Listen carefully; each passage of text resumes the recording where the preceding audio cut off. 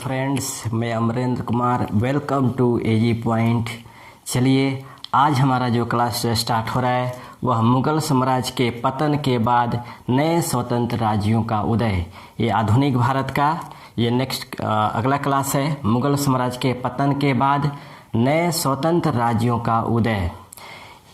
नए स्वतंत्र राज्यों के उदय के संबंध में कहा जा सकता है कि अगर किसी साम्राज्य की अगर केंद्रीय सत्ता मजबूत हो तो उसके अधीन जितने भी प्रांत होते हैं या छोटे छोटे राजा होते हैं उनकी स्थिति कमज़ोर होती है और केंद्रीय नेतृत्व के अधीन शासित होती है। लेकिन जैसे ही अगर केंद्रीय नेतृत्व कमज़ोर पड़ जाए तो उसके अधीन शासित होने वाले जितने भी राजा हैं वह अपने आप को स्वतंत्र करना शुरू हो जाते हैं। उसी संदर्भ में जब औरंगजेब की मृत्यु होती है 1707 में और उसके बाद उसके एक के बाद एक जो कमज़ोर उसके उत्तराधिकारी आते हैं, उसी के संदर्भ में इसके समकालीन जितने भी इसके अधीन छोटे छोटे प्रांत थे, राज्य थे, वो अपने आप को स्वतंत्र होना शुरू हो गए थे। उन्हीं छोटे राज्य जो अपने स्वतंत्र अस्तित्व की स्थापना कर रहे थे उनको एक मैप के माध्यम से हम देख लेते हैं।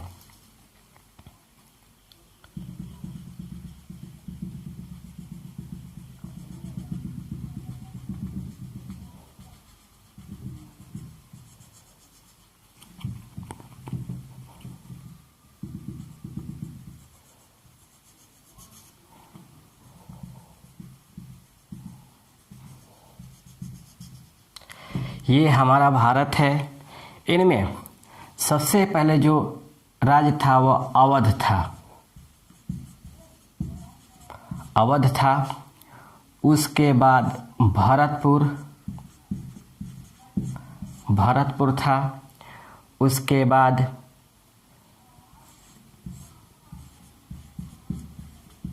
पंजाब था, उसके बाद हैदराबाद था और आपको मैसूर था, है ना। ये मुगल साम्राज्य के अधीन ये अलग अलग राज्य थे और जैसे जैसे मुगल उत्तराधिकारियों की स्थिति कमज़ोर हुई ये अपने आप को स्वतंत्र करना शुरू हो गए। अगर इसमें सबसे पहले हम अवध को देखें, अवध का जो संस्थापक था वह सआदत खां था। सआदत खां था। इन्होंने 1722 में एक स्वतंत्र अवध की स्थापना की थी। ठीक, इसका जो सबसे प्रसिद्ध नवाब था, इसका सबसे अवध का जो सबसे प्रसिद्ध नवाब था वह था शुजाउद्दौला।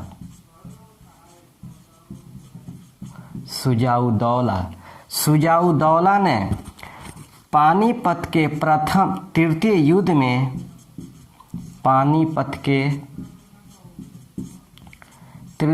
युद्ध में अहमद शाह अब्दाली को सहयोग दिया था।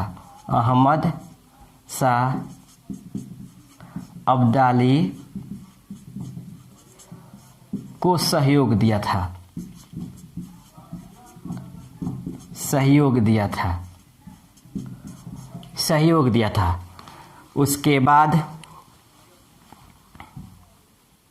उसके बाद बक्सर के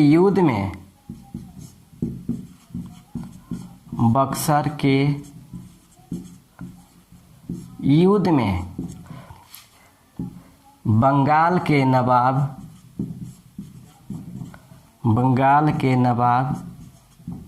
मीर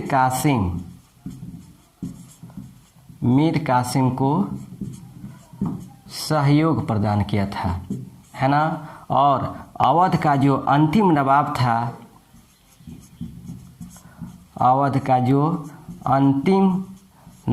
था वह था वाजिद अली शाह।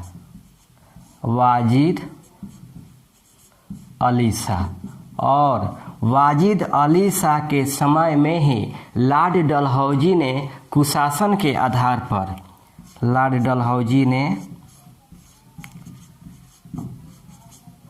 लॉर्ड डलहौजी ने कुशासन के आधार पर, कुशासन के आधार पर ब्रिटिश साम्राज्य में मिला लिया, ब्रिटिश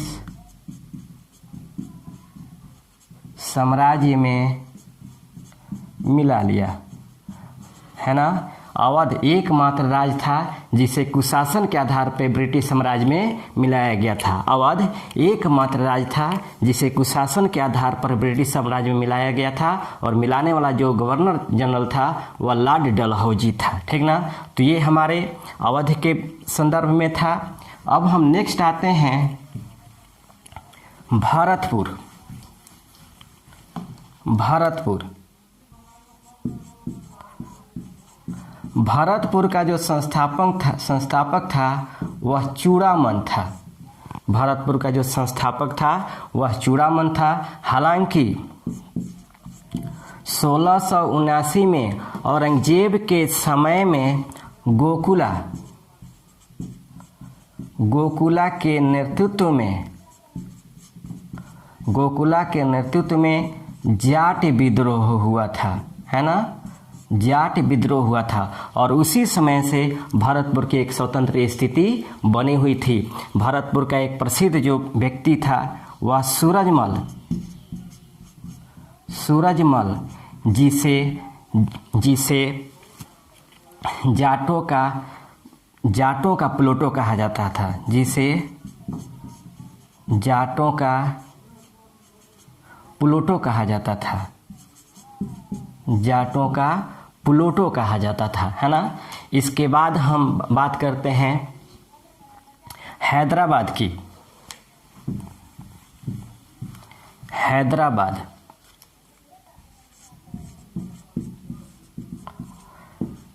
हैदराबाद का जो संस्थापक था वह चिनकिलिच था। चिनकिलिच खां था। इसे निजामुल मुल्क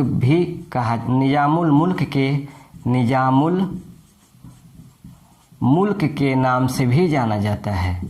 निजामुल मुल्क के नाम से भी जाना जाता है। इन्होंने हैदराबाद का जो स्थापना किया था वह 1724 ईस्वी में की थी। इन्होंने हैदराबाद की जो स्थापना की थी वह 1724 में की थी, है ना। और मुहम्मद शाह ने निजामुल मुल्क को आसफ जाह की उपाधि प्रदान की थी। आसफ जाह की उपाधि प्रदान की थी, है ना। इसके अतिरिक्त डुप्ले द्वारा प्रारंभ किए गए सहायक संधि को स्वीकार करने वाला जो पहला राज्य था वह हैदराबाद था, है ना। डुप्ले सहायक संधि एक फ्रांसीसियों द्वारा प्रारंभ किया गया था और एक अंग्रेजों द्वारा प्रारंभ किया गया था, है ना। तो फ्रांसीसियों द्वारा जो प्रारंभ किया गया था सहायक संधि था, यानी डुप्ले द्वारा प्रारंभ की गई सहायक संधि को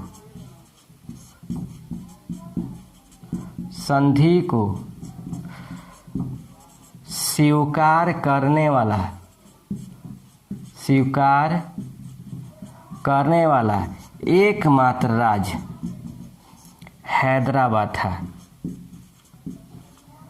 हैदराबाद था, ठीक ना। तो ये हमारे हैदराबाद के विषय में जानकारी थी। अब हम बात करते हैं पंजाब की, ठीक ना। पंजाब की जो स्थापना होती है इसको सिख धर्म से जोड़कर हम देखते हैं, है ना। पंजाब का जो उद्भव होता है वह सिख धर्म के उत्थान से हम जोड़ करके देखते हैं।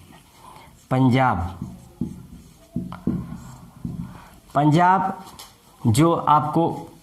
का जो क्षेत्र है यह क्षेत्र है जो आधा पाकिस्तान में गया है और आधा भारत में है। पंजाब पर सिख धर्म के 10वें गुरु गोविंद सिंह, जिनका जन्म तो हुआ था बिहार के पटना साहिब में, लेकिन ये सिख धर्म के 10वें एवं अंतिम गुरु थे और इन्होंने 1699 ईस्वी में खालसा पंथ की स्थापना की। 1699 ईस्वी में खालसा पंथ की स्थापना की थी और गुरु की परंपरा को इन्होंने गुरु पद की परंपरा को समाप्त कर दिया, है ना। इन्होंने कहा कि अब इसके बाद कोई गुरु पद नहीं होगी, बल्कि इसके जगह इन्होंने गुरु ग्रंथ साहिब नामक ग्रंथ को सिखों का प्रमुख ग्रंथ घोषित किया, सिखों का पवित्र ग्रंथ घोषित किया। हालांकि सिखों और मुगलों के बीच जो संघर्ष प्रारंभ हुई थी वह जहांगीर के समय से ही प्रारंभ हुई थी, है ना। लेकिन आगे चल कर के गुरु गोविंद सिंह प्रयास कर रहे थे, क्योंकि पंजाब में एक अस्थायी शासन व्यवस्था को स्थापित करने के लिए वह प्रयास कर रहे थे कि किसी तरह बहादुर शाह प्रथम से एक सामंजस्य स्थिति बन जाए, एक सौहार्दपूर्ण स्थिति बन जाए। लेकिन यह संभव नहीं हुआ, क्योंकि एक सेना ने इनकी हत्या कर दी। जब हत्या की तब सिख धर्म का जो प्रचार प्रसार किया वह बंदा बहादुर था। बंदा बहादुर ने सिख धर्म का प्रचार प्रसार किया। हालांकि जो बंदा बहादुर थे यह कश्मीर के निवासी थे, कश्मीर के रहने वाले थे और इनका जो वास्तविक नाम था, बंदा बहादुर का जो वास्तविक नाम था, बंदा बहादुर का जो वास्तविक नाम था वह था आपको लक्ष्मण देव। लेकिन गुरु गोविंद सिंह इन्हें गुरु बख्श के नाम से जाना जाता था, पुकारते थे, गुरु बख्श के नाम से इन्हें पुकारते थे। इसलिए आगे चलकर ये बंदा बहादुर के रूप में प्रसिद्ध हुए। लेकिन आगे चलकर इन्होंने पंजाब की व्यवस्था को एक सैनिक शासक के रूप में, जब इन्होंने यहाँ व्यवस्था प्रारंभ की, तब फर्रुखसियर यानी मुगलों से इनका संघर्ष प्रारंभ हो गया। और इसी क्रम में फर्रुखसियर ने 1716 ईस्वी में संगमेश्वर नामक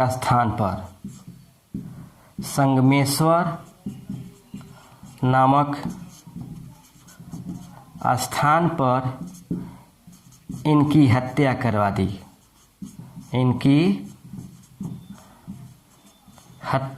दी, है ना। हालांकि बंदा बहादुर का जो समय था वह 1708 से लेकर के 1716 तक था। इसलिए फर्रुखसियर ने इन्हें संगमेश्वर नामक स्थान पर इनकी हत्या करा दी। जब इनकी हत्या हुई तो पंजाब में एक अराजकता उत्पन्न हुई और इसी अराजकता में अलग अलग सिख संप्रदाय बट गए और जो सिख संप्रदाय बटे वह मिसलों में बटे, है ना। सिख संप्रदाय जो विभाजित हुआ वह मिसलों में हुआ, है ना, मिसलों में हुआ। और यह जो मिसल थे इनकी टोटल संख्या 12 थे, यानी ये सिख संप्रदाय थी वह 12 मिसलों में डिवाइड हो गया। और इन्हीं 12 मिसलों में जो सबसे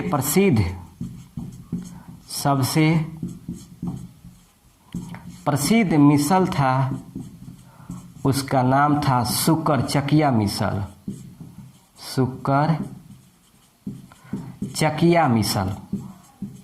है ना। और इस सुकरचकिया मिसल के जो नेतृत्वकर्ता थे वो महासिंह थे, है ना, महासिंह थे। और महासिंह का ही लड़का था राजा रणजीत सिंह। है ना। सुकरचकिया मिसल के जो प्रमुख थे वह महासिंह थे, और महासिंह के जो पुत्र था वह राजा रणजीत सिंह था। राजा रणजीत सिंह का जो जन्म हुआ था वह 1780 ईस्वी में हुई थी, है ना, जब राजा रणजीत सिंह पंजाब का शासक बने। हालांकि शासक के रूप में नहीं, बल्कि अपने सभी प्रांत, अभी छोटे छोटे जो प्रांत थे, जो संप्रदाय थे, उनको एकीकृत करने के लिए रूप में एक राजा के रूप में उभरे। इसी संदर्भ में ईरान, पंजाब, अफगान के तरफ से जमना शाह, जो अहमद शाह अब्दाली का जो उत्तराधिकारी था वह जमना शाह था। जमना शाह, क्योंकि इसके पहले अहमद शाह अब्दाली ने मराठों पर आक्रमण करके इनकी स्थिति को कमज़ोर कर चुका था। इधर से हैदराबाद की स्थिति कमज़ोर थी, उसके बाद अवध समाप्ति हो चुका था। जमना शाह बार बार आक्रमण करके मुगल साम्राज्य की स्थिति को कमज़ोर किया। इसी संदर्भ में जब जमना शाह भारत पे आक्रमण किया, जब वापस जा रहा था तो झेलम नदी में जमना शाह के कुछ तोप गिर गए, और उसी तोप को निकाल करके राजा रणजीत सिंह ने इसके पास भिजवा दिया अफगान में। तब जमना शाह ने राजा रणजीत सिंह को एक स्वतंत्र शासक के रूप में मान्यता दी, और उन्हें कहा कि आप लाहौर पे शासन कर सकते हैं, यानी लाहौर के राजा के रूप में उन्हें मान्यता प्रदान की, ठीक ना। उसके बाद राजा रणजीत सिंह एक स्वतंत्र शासक के रूप में, स्वतंत्र शासक के रूप में स्थापित हुए। लेकिन जब ये एक स्वतंत्र शासक के रूप में स्थापित हुए, तब उत्तर भारत की तरफ जो अंग्रेज़ों का विस्तारवादी नीति चल रही थी, उसमें हर हाल में चाह रहे थे कि राजा रणजीत सिंह की स्थिति को रोका जाए। इसी संदर्भ में 1809 में अमृतसर की संधि हुई थी। अमृतसर की संधि हुई थी राजा रणजीत सिंह एवं लॉर्ड मिंटो प्रथम के बीच। राजा रणजीत सिंह एवं लॉर्ड मिंटो प्रथम के बीच में हुई थी। इस संधि के तहत, क्योंकि राजा रणजीत सिंह खुद नहीं चाहते थे कि हम अंग्रेज़ों के मामले में हस्तक्षेप करें, क्योंकि अगर वो हस्तक्षेप करते तो इनकी स्थिति उतनी स्ट्रांग नहीं थी कि वह इनके शक्तियों का सामना कर पाए। इसीलिए उन्होंने, राजा रणजीत सिंह ने अमृतसर के संधि के तहत इन्होंने सतलज नदी के पूरब साइड में शासन करने को स्वीकार कर लिया, बाकी क्षेत्रों में अंग्रेज़ों को अधिकार देने दिया, है ना। राजा रणजीत सिंह की जो राजधानी थी, 2 राजधानी थी, इन्होंने अपना 2 राजधानी बनाया था, एक राजनीतिक राजधानी और एक आध्यात्मिक राजधानी, है ना। इनकी जो राजनीतिक राजधानी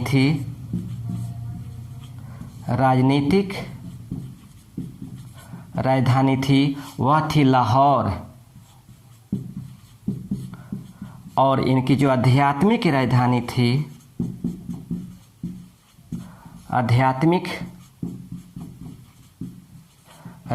थी यह थी अमृतसर।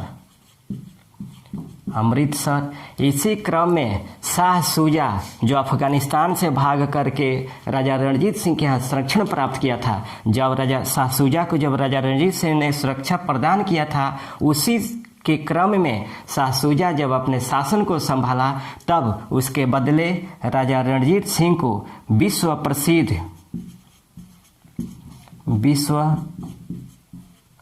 प्रसिद्ध कोहिनूर हीरा प्रदान किया था। कोहिनूर हीरा प्रदान किया था, है ना।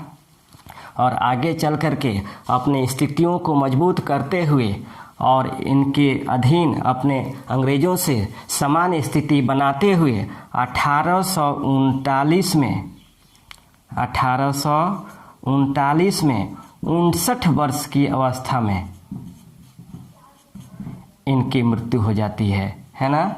59 वर्ष की अवस्था में इनकी मृत्यु होती है। जब मृत्यु होती है तब पंजाब पुनः एक बार बिखर जाता है। इनमें बिखरने में जो महत्वपूर्ण भूमिका निभाते हैं इनके अकुशल या अयोग्य इनके उत्तराधिकारी एवं इनके अधिकारी। इनका जो लड़का था वह था आपको खड़ग सिंह। खड़ग सिंह पहले इनके उत्तराधिकारियों में देख लेते हैं। राजा रणजीत सिंह के बाद पंजाब पे जो शासन करने वाले जो अधिकारी थे उसमें खड़ग सिंह, दूसरा नौनिहाल सिंह, तीसरा शेर सिंह और चौथा दलीप सिंह। ये 4 उत्तराधिकारी हुए, है ना। राजा जब खड़ग सिंह गद्दी पर बैठा तो यह भोग विलासी प्रवृत्ति का था, है ना। इसने शासन व्यवस्था को नहीं संभाला बल्कि इनके शासन व्यवस्था को संभालने वाला था नौनिहाल सिंह। लेकिन जब दोनों की मृत्यु होती है तब शेर शाह गद्दी को संभालता है। लेकिन जब शेर सिंह गद्दी को संभालता है तब इनके उत्तराधिकारियों में, इनके लड़कों के उत्तराधिकारियों में यह युद्ध प्रारंभ हो जाता है जिसका फायदा उठाता है अंग्रेज। ये ब्रिटिश शासन जब पंजाब जब टूटने लगता है, आपस में जब अधिकारों को लेकर लड़ाई स्टार्ट होने लगता है, तब यही जो उत्तराधिकारी थे यह अंग्रेजों के पास जाते हैं इस समस्याओं का समाधान के लिए, जो पहले से गिद्ध दृष्टियों लगाए रहते हैं कि किस तरह पंजाब को अपने अधीन किया जाए। क्योंकि अंग्रेजों की एक नीति थी, विस्तारवादी नीति, कि जितना से जितना हो सके भारत में एक साम्राज्यवादी नीति को विस्तार किया जाए। वह मौका आता है कब? जब शेर सिंह गद्दी पर बैठता है। और शेर सिंह के बाद जब इनको हटा करके दलीप सिंह, हालांकि इनकी माँ होती है रानी झिंदन, रानी झिंदन का जो प्रेमी होता है वह लाल सिंह होता है ना। इन्हीं लोग के प्रयासों से जब अंग्रेज हस्तक्षेप करते हैं तब पंजाब में सिखों यानी इनके अधिकारियों और अंग्रेजों के बीच 2 युद्ध होता है। ये जो युद्ध होता है वह पंजाब को हस्तगत करने के लिए होता है। पंजाब में सिखों और अंग्रेजों के बीच में जो पहला युद्ध होता है जिसे कहा जाता है प्रथम आंग्ल सिख युद्ध, है ना। यह जो युद्ध होता है वह आपको 1845 से 1846 के बीच में होता है। और इस युद्ध के समय जो भारत का गवर्नर जनरल होता है वह आपको लॉर्ड हार्डिंग प्रथम होता है। लॉर्ड हार्डिंग प्रथम होता है। और इस युद्ध में अंग्रेजों ने सिखों को हराकर एक संधि करते हैं 1 मार्च 1846 को, जिसका नाम है लाहौर की संधि। लाहौर की संधि। और इस संधि के तहत जम्मू कश्मीर का जो क्षेत्र था वह गुलाब सिंह के अधीन 1.5 करोड़ का जुर्माना लगाया जाता है। संधि के तहत दलीप सिंह पर 1.5 करोड़ का संधि रखी जाती है कि 1.5 लाख रुपया आप देंगे। लेकिन जब वो देने में सक्षम नहीं होता है तो 1 लाख में गुलाब सिंह को जम्मू कश्मीर बेच दिया जाता है और 50 लाख रुपया दलीप सिंह देने को स्वीकार करते हैं। लेकिन अंग्रेजों की जो नीति थी वह केवल इस संधि तक ही संतुष्टि नहीं थी, वह पूरे पंजाब को ब्रिटिश साम्राज्य में मिलाना चाहते हैं। उसी महत्वाकांक्षा को देखते हुए लेकर के अगले बार द्वितीय सिख युद्ध प्रारंभ होता है ना। द्वितीय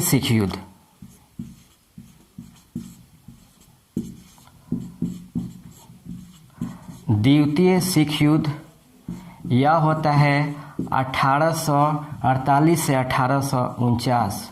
1848 से 1849।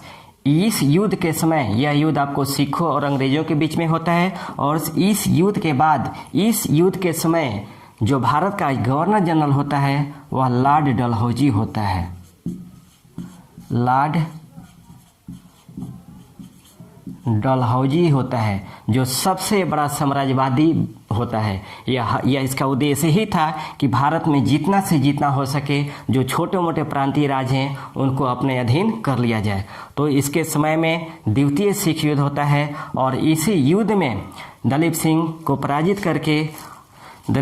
पराजित करके चार्ल्स नेपियर के नेतृत्व में चार्ल्स नेपियर के नेतृत्व में संपूर्ण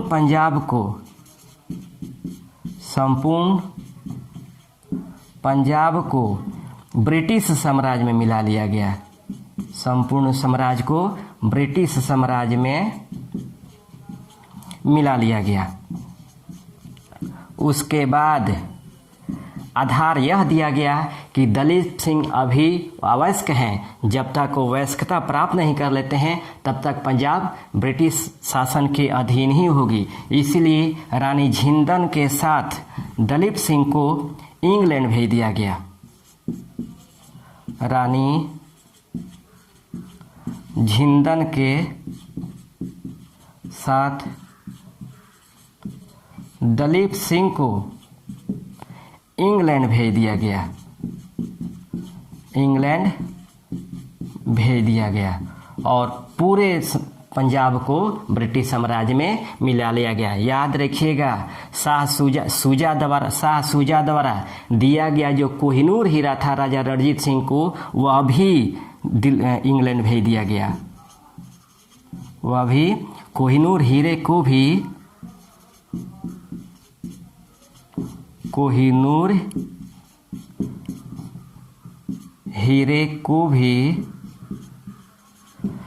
साथ में भेज दिया गया, है ना, जो आज भी साथ में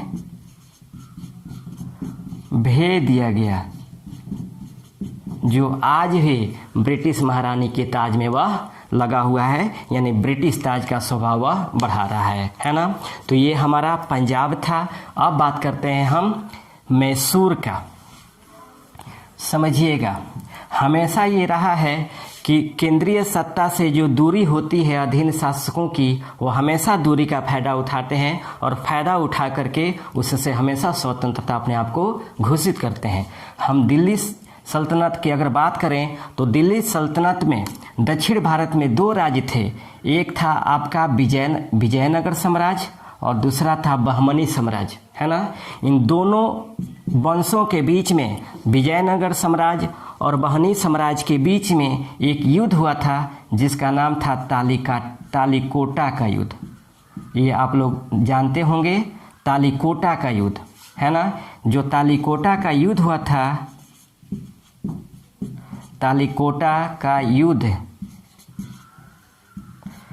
यह युद्ध हुआ था आपको 1565 ईस्वी में, है ना। और इस युद्ध के बाद बहमनी साम्राज्य और विजयनगर साम्राज्य के पतन के बाद, क्योंकि दोनों की जब पतन हुई तो आधुनिक कर्नाटक, जो आज में उस समय जो मैसूर था, उस मैसूर में एक नया वंश का स्थापना हुआ जिसे कहा जाता है वडयार वंश, है ना। तालिकोटा के युद्ध के बाद जब ये दोनों साम्राज्यों की पतन होती है तो इस पतन के बाद मैसूर में, जो आज कर्नाटक के नाम से जाना जाता है, यहाँ पे एक शासन स्थापित होता है वडयार वंश का। और वडयार वंश का जो प्रमुख राजा होता है वह आपको चिक्का कृष्ण राज होता है। चिक्का कृष्ण राज होता है, कृष्ण राज, है ना। और चिक्का कृष्ण राज के दो सेनापति थे। इसके दो सेनापति थे, एक थे आपको कृष्णराज, एक थे आपको देवराज और दूसरा थे कृष्णराज, है ना। देवराज का ही जो सेनापति था, सॉरी, दोनों सूबेदार थे और दोनों सूबेदारों में देवराज का जो सेनापति था वह था आपको हैदर अली, जो उस समय डिंडीगुल का शस्त्रागार का संस्थापक था। डिंडीगुल पे शासन कर रहा था। हैदर अली जो था वो डिंडीगुल का सूबेदार था। डिंडीगुल का सूबेदार था, है ना। हालांकि डिंडीगुल में एक शस्त्रागार की स्थापना हुई थी फ्रांसीसियों के सहयोग से। हैदर अली ने देवराज को पराजित कर इसने अडयार वंश पर अधिकार कर लिया, है ना। हैदर अली ने देवराज को पराजित कर अडयार वंश पर स्थापित कर लिया और स्थापित करने के बाद एक स्वतंत्र मैसूर राज्य की स्थापना की। एक स्वतंत्र मैसूर राज्य की स्थापना की। स्वतंत्र मैसूर राज्य की स्थापना की। इसका जो जन्म हुआ था वह 1722 में हुई थी तथा इसकी जो मृत्यु हुई थी वह 1782 ईस्वी में हुई थी, है ना। इसके बाद इसके टीपू सुल्तान आते हैं, है ना। ये जो मैसूर, हैदर अली, टीपू सुल्तान और आंग्ल मैसूर युद्ध है, एक लंबा चैप्टर है, इसलिए इसमें इतना ही रहने देते हैं। नेक्स्ट क्लास में स्पेशल केवल हम हैदर अली के बारे में, टीपू सुल्तान के बारे में और अंग्रेजों से होने वाले 4 जो आंग्ल मैसूर युद्ध हुए थे उसके बारे में हम पूरा डिटेल कर बताएंगे, है ना। तब तक के लिए हम इतना ही रहने देते हैं और इसको आप पढ़िए, 1 बार 2 बार पढ़िए, हाँ। और इससे संबंधित जितने भी क्वेश्चन आते हैं उस क्वेश्चन को आप लगाइए। जो क्वेश्चन नहीं समझ में आता है आप कमेंट सेक्शन में हमसे पूछ सकते हैं कि इसका क्या होगा। कमेंट सेक्शन में अगर कोई भी समस्या को आप लिखते हैं तो मैं उसको जरूर पढ़ता हूं और उस पढ़ने के बाद मैं उसको आपसे सॉल्व करा दूंगा। तो आप जरूर इससे संबंधित आप क्वेश्चन को लगाने का प्रयास करें, है ना। इसमें मैं मैसूर को इसलिए छोड़ दे रहा हूं कि मैसूर थोड़ा लंबा है, इसलिए मैसूर राज्य के बारे में, टीपू सुल्तान के बारे में, हैदर अली के बारे में, इस अंग्रेजों के साथ होने वाले जो 4 आंग्ल मैसूर युद्ध है उसके बारे में एक अलग हम चैप्टर ही बनाएंगे, क्योंकि वो सबसे इंपॉर्टेंट है आधुनिक भारत में, है ना। तब तक के लिए रहने देते इतना ही। थैंक यू, धन्यवाद।